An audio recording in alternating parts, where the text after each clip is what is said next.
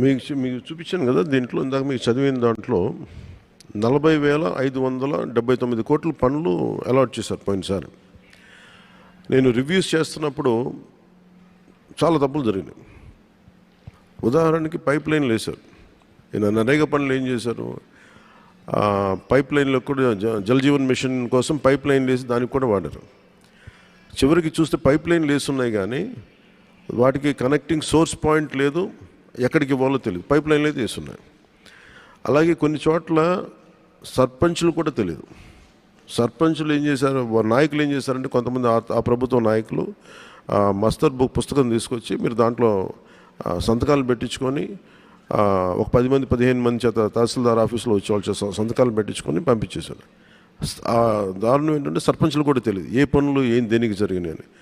చాలా అవకతవకలు, చాలా మనీ దుర్వినియోగం అయితే జరిగింది. దానికి ఇప్పుడు ఏంటంటే ఈ మనకి సోషల్ ఆడిట్ చాలా బలహీనంగా పనిచేస్తుంది. మన రివ్యూ మీటింగ్లో కూడా మాట్లాడుతుంది, నిఘా విభాగానికి ఇంకొక నిఘా విభాగం పెట్టాల్సిన అవసరం వచ్చిందని. అందుకని దాంట్లో మేమేం చూస్తున్నామంటే నిఘా విభాగానికి బాగా కొంచెం బలమైన పోలీస్ వ్యవస్థ నుంచి ఉండే వ్యక్తిని మన కొన్నిసార్లు ఆర్టీసీ చైర్మన్గా పోలీస్ శాఖను ఎట్లా వేస్తారు, నిఘా విభాగానికి మటుకు ఒక సిన్సియర్ పోలీస్ అధికారిని పెట్టాలి. ఈ సోషల్ ఆడిట్ విభాగానికి ఏమైనా అవకతవకలని తగ్గించేలాగా లేకుండా చూసే బాధ్యత అలాంటి వ్యక్తి ఉంటే బాగుంటుందని మేము నమ్ముకున్నాం.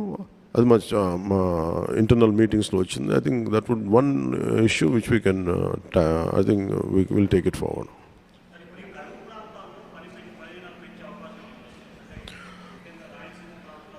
ఖచ్చితంగా ఉందండి. అది ఆ రోజు పరిస్థితులను బట్టి, ఎందుకంటే ఇది కేంద్ర ప్రభుత్వం తీసుకున్న గ్రేటెస్ట్ స్కీమ్స్. ఇది మనకి ఇవ్వడానికి కొన్ని చోట్ల 150 దినాలు కూడా ఇచ్చిన సందర్భాలు ఉన్నాయి. సో మనకు అవసరమైతే అది ఆ పరిస్థితులను బట్టి కరువు ప్రాంతాలు ఉన్న చోట పెంచే స్థాయి ఉంటుంది తప్ప ఇదే పరిమితం కాదు. అది కూడా డబ్బులు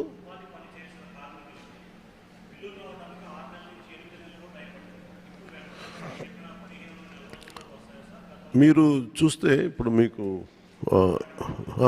ఫస్ట్ టైం ఏం చేసామంటే, నేను పంచాయతీ వ్యవస్థ నేను తీసుకోగా నేను అడిగింది ఏంటంటే పంచాయతీలో ఏ పనులు చేసినా సిటిజన్స్ ఇన్ఫర్మేషన్ బోర్డు ఉండాలి.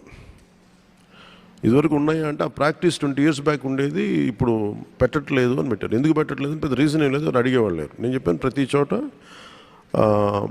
పంచాయతీ సిటిజన్ ఇన్ఫర్మేషన్ బోర్డు ఉండాలి. అలాగే ఇది మేము పెట్టింది ఏంటంటే ప్రతి పంచాయతీలోనూ ఈ డిస్ప్లే బోర్డుని మీరు గ్రామసభ అయిపోయిన తర్వాత ఏ పనులు ఒప్పుకున్నాం, ఈ పంచాయతీ ఏ పనులకు ఒప్పుకుంది, ఎంత డబ్బు అలొకేట్ చేస్తుంది ఏ పనులకి, ఇది గోడల మీదే కాకుండా సోషల్ మీడియా యువత కూడా ఏం చెప్పండి, మీ సోషల్ మీడియాలో ఇది మీరు డౌన్లోడ్ చేసుకోండి. ఇది డౌన్లోడ్ చేసుకొని మీరు భాగస్వామ్యం కావడానికి మీరు కూడా దీన్ని పదే దీన్ని చూసుకొని మీరు క్రాస్ చెక్ చేసుకోండి. అది మీకు అడిగే హక్కు ఉంటుంది అనేది ఇలా చెప్తున్నాం. 2 సోషల్ ఆడిట్ మటుకు చాలా బలంగా తీసుకున్నాం. సోషల్ ఆడిట్లు గతంలో కూడా మన సోషల్ ఆడిట్ చేసిన హెడ్ మీద కూడా చాలా అభియోగాలు వచ్చినాయి. ఆయనతో నేను మాట్లాడాను కానీ ఆయనతో అభియోగాలు వచ్చినాయి. అందువల్ల ఆయన రిజైన్ చేయించేసాం. రకరకాల అభియోగాలు వచ్చినాయి.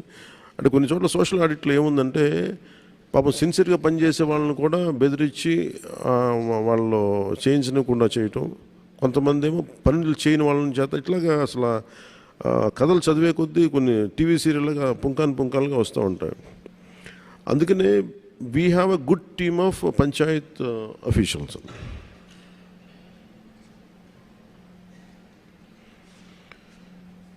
గుడ్ టీమ్ ఆఫ్ పంచాయత్ అఫీషియల్స్ని పెట్టాం. పంచాయత్ వ్యవస్థ కానీ ఎన్ని డిపార్ట్మెంటల్ వ్యవస్థ ఎలా పనిచేస్తుంటే ఎవరైతే దాన్ని నడుపుతారో ఆ వ్యక్తి తాలూకు కమిట్మెంట్ బట్టి కింద అదే పర్క్యులేట్ అవుద్ది. సో నేనేం చెప్పానంటే పంచాయతీరాజ్ వ్యవస్థకి ఇది మేము చాలా నలిగి కష్టపడి ఇక్కడ దాకా వచ్చాం. The purpose of this entire elections is to bring transparency and accountability. జవాబుదారితనం తీసుకొస్తాం, పారదర్శకత తీసుకొస్తాం. దాంట్లో భాగంగానే మేము ఇది చేస్తాం, ఇలా చేయబోతున్నాం అని చెప్పాం. ఐ థింక్ అధికారులందరూ కూడా దాన్ని అర్థం చేసుకున్నారు. అండ్ వీఆర్ రెగ్యులర్గా దాన్ని మానిటరింగ్ చేస్తూ ఉన్నాం. ఇప్పుడు ఇందాక మీరు అడిగిన ప్రశ్నకి 6 నెలలు మనకి మన్రేగా పనులకి డబ్బులు ఇవ్వలేదు గత అంటే మేము రాగానే వచ్చిన 2 నెలల్లోపే 2,000 కోట్లు ఆగస్టు 8కి 2,000 కోట్ల రూపాయలు విడుదల చేసామండి. అలాగే మెటీరియల్ కాంపోనెంట్ గ్రాంట్ కూడా వచ్చింది, అది కూడా ఇచ్చేస్తాం.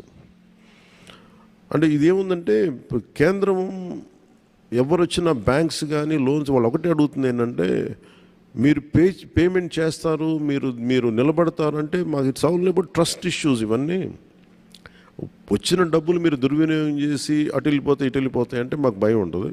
చాలా పథకాలు గ్రాంట్ కాస్త రీయింబర్స్మెంట్ అయిపోయింది.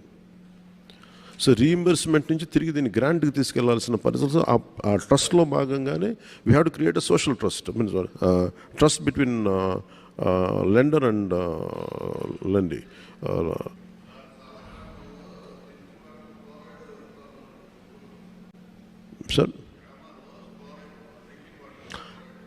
సార్ ఒక్కటి మనం దీంట్లో మీరు రైట్ ప్రశ్న, అది ఫ్లోరైడ్ పెరిగిపోవడానికి ఫస్ట్ బోర్వెల్స్ డీప్గా వేసేస్తున్నాం. ఒక లోపలికి వెళ్తే మీరు అనేది పల్నాడు కానీ గుంటూరు కానీ కొన్ని మన మార్కాపురం ఇలాంటి ఒంగోలు చోట ఇంకా మన ఇల్లే కొద్దీ డీప్గా మీకు ఫ్లోరైడ్ పడుద్ది ఎక్కడైనా సరే. మీరు నల్గొండ ఒక ఎగ్జాంపుల్ చూస్తే నల్గొండ చాలా వరకు ఇట్లాగే ఉండేది. ఒక మన కృష్ణానది నీళ్ళు వెళ్ళి ఇవన్నీ. దాంతోపాటు దుస్సర్ల సత్యనారాయణ గారు అని చెప్పి ఆయన వాటర్ దీనికోసం చాలా పోరాటం చేశాడు, జలయోధుడు అంటారు. ఆయన చేసింది ఏంటంటే ఫారెస్ట్ని డెవలప్ చేసుకుంటాడు ఆయన ల్యాండ్లో, అంటే వాటర్ కన్జర్వేషన్. సో గ్రామాల్లో నేను పెట్టిన ఇదేంటంటే మీరు బోర్వెల్స్ ఒక 100 అడుగులు పడితే నెక్స్ట్ సంవత్సరం నెక్స్ట్ సీజన్కి పడవు, మళ్ళీ ఇంకొక 50 అడుగులు ముందుకెళ్ళేటోటికి అక్కడి నుంచి వచ్చేది మనకి ఫ్లోరైడ్ వాటరే వచ్చేస్తున్నాయి, which is effecting kidneys and bones. అందువల్ల ఇది అయిపోతున్నాయి.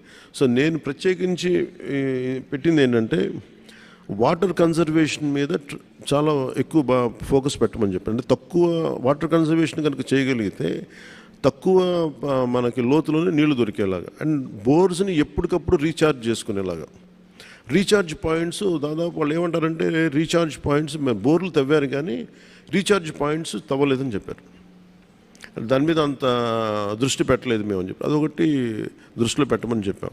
అంటే మేజర్లీ మనకి ఈ నదుల దగ్గర నుంచి వీటిని పైప్ లైన్లు వేసే ముందు మనకు దొరకగలిగేది అవి. వీటిని ఫిల్టరింగ్ చేసే నీళ్లు కానీ లేదంటే కొన్నిసార్లు అక్కడ ఆర్ఓ ప్లాంట్స్ ఏదైనా పెట్టాలి, ఇవి కూడా దృష్టిలో ఉన్నాయి కొన్ని ప్రత్యేకించి ఉన్న చోట. ఇప్పుడు ఏం చేస్తున్నామంటే మనం పల్స్ సర్వే అని ఒకటి చేస్తున్నాం. మేము కూడా అనుకుంది చాలా ఒకే రోజున సర్వే చేయాలి. ఆల్మోస్ట్ ఒక 16 ప్రమాణాల మీద 18 ప్రమాణాల మీద చేస్తున్నాం.